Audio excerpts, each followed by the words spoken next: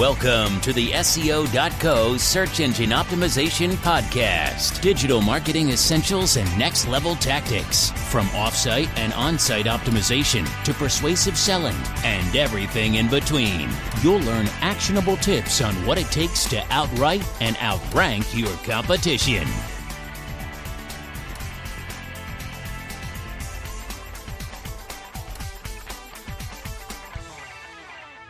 Welcome back to another episode of the SEO.co podcast. We're continuing the series that is the ultimate guide to PPC marketing.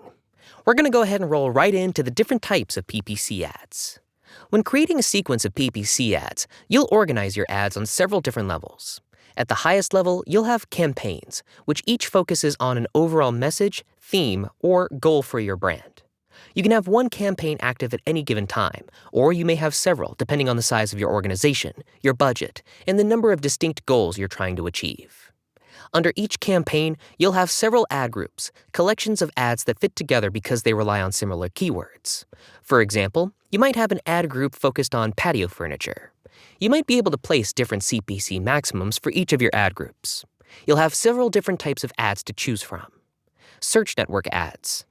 Search network ads are the most common types of ads. In Google Ads, they apply to Google Search as well as Google's extended network of search partners like AOL and Amazon. These are primarily keyword-based. Display network ads. Display network ads appear on one or more of the millions of sites that partner with Google to display ads from paying customers. They can be text-based, image-based, or video-based, and they don't rely on conventional keyword targeting.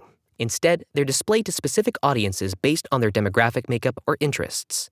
For example, an ad for a patio table might appear on a blog dedicated to enjoying the great outdoors. Hybrid, search network with display opt-in. Google Ads also offers a kind of hybrid option, giving you access to the core search network with additional options for the display network.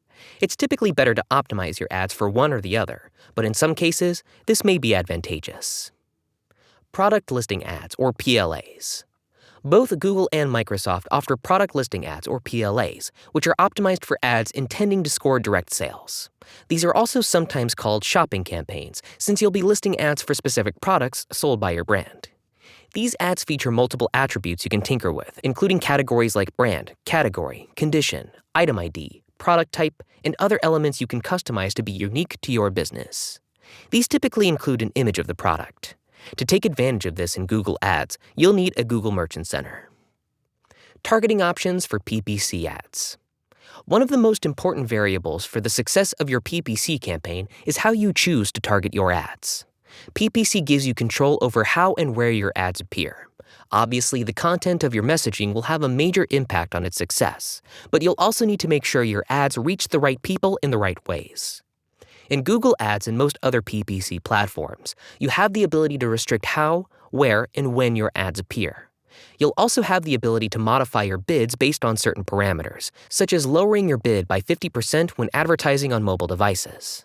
This is one of the most important considerations for your campaign. Its success is going to depend not only on how people respond to your ad, but also how much you pay for it. Accordingly, you'll need to raise or lower your bid amount based on which targeting options are most important to you. These are some of the most common targeting parameters to consider. Device targeting. You'll be able to choose whether your ads appear on desktops and laptops, tablets, mobile devices, or all of these, and control how much you're willing to pay for ads that appear on each of these platforms. For example, if you know your typical audience typically prefers laptops to mobile devices, but you don't want to abandon mobile devices altogether, you may want to restrict your bid amount for mobile ads. Location targeting. Local focus strategies tend to be very powerful since they eliminate competition and allow you to focus on a specific set of demographics. With PPC ads, you'll be able to precisely control where people see your ad, down to the zip code level. You can also set unique bid modifiers based on the state in which your ads are being displayed. Timing. You can carefully schedule your ads or use bid modifiers to play with your purchase prices based on when they appear.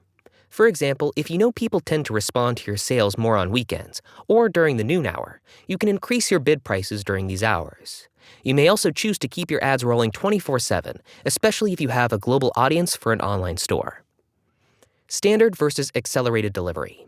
Your ads can be delivered in one of two ways: standard delivery or accelerated delivery. When you choose standard delivery, your ads will be delivered evenly and consistently throughout the day, altering their visibility so that your budget is evenly distributed across your time parameters. Accelerated delivery shows your ads more aggressively, pushing until the budget is completely depleted.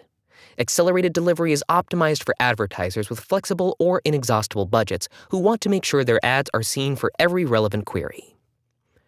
Optimization versus ongoing rotation. Your PPC ads can be rotated in one of 4 ways. If you optimize, you'll ensure the ads that get the most clicks will be most likely to show up for future queries. If you choose optimized for conversion, you'll favor ads that tend to produce the highest conversion rates. If you choose rotate evenly, your ads will be rotated equally, regardless of how they perform for 90 days. After that, your best ads will be favored. If you choose rotate indefinitely, your ads will be rotated equally until you manually choose another option. Rotation-based options are better for experimentation, or if you aren't sure which ads will perform best. Otherwise, it's better to optimize.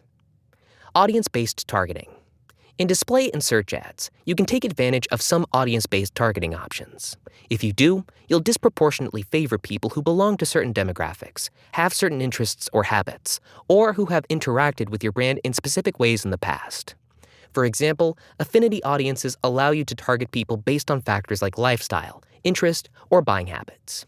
In-market audiences let you target people who are researching a topic similar to your area of expertise, or people planning to make a purchase in line with your product offerings. Remarketing allows you to target people who have visited your site in the past. And as with many of these variables, you can also define your own custom audiences based on affinity or intent. Of course, the majority of your ads will be dependent on user searches, which means the most important targeting variable is likely going to be your keyword selection. However, this is a more complex variable than any of the others on this list, so we're going to cover that in its own section. And that's all for this episode of the SEO.co podcast. Join us next time while we continue the series on the ultimate guide to PPC marketing. Next time, we're going to dive right into keyword research and PPC advertising. Thanks again. Thank you for joining us on the SEO.co podcast. We appreciate your time. Be sure to rate, review, and subscribe to the show and visit SEO.co for more resources based on today's topic, as well as access to more podcast episodes to help you improve your site's long-term SEO success.